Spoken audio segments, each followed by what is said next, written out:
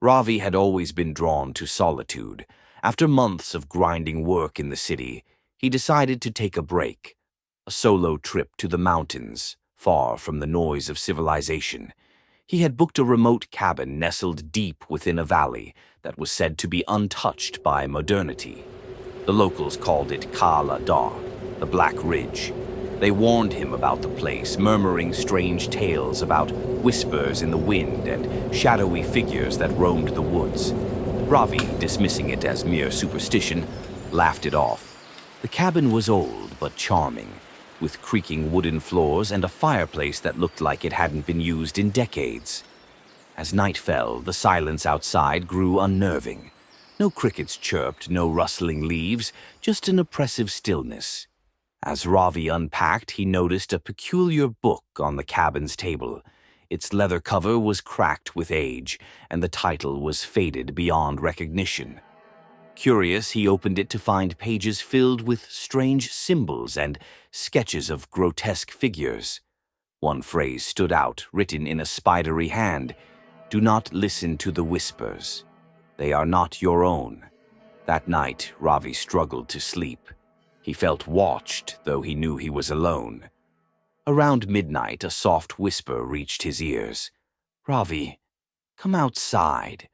He sat up, heart pounding. The voice was faint, like the wind brushing against the cabin walls, but unmistakable. Against his better judgment, he grabbed a flashlight and stepped outside. The voice grew louder, beckoning him deeper into the forest. It was strangely familiar, like an old friend calling his name. "Ravi, don't you remember us?" He stopped in his tracks. The beam of his flashlight landed on a tree, its bark carved with symbols identical to those in the book. The air grew colder, and the shadows seemed to twist and move on their own.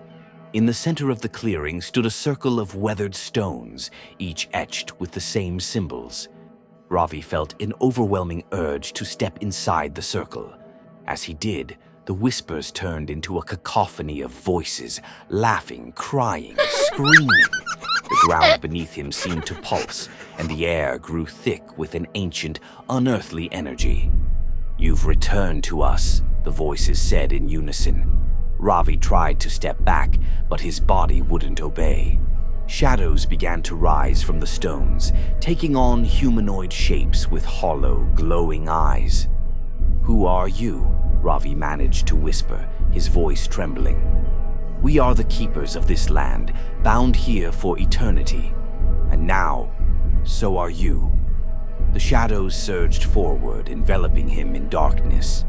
Ravi's screams were swallowed by the void, and then silence. Weeks later, another visitor came to the cabin, seeking solitude in the mountains.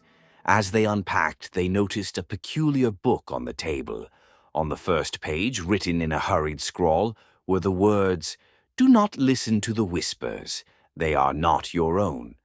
The traveler frowned, dismissing it as nonsense. Outside, the wind began to whisper their name.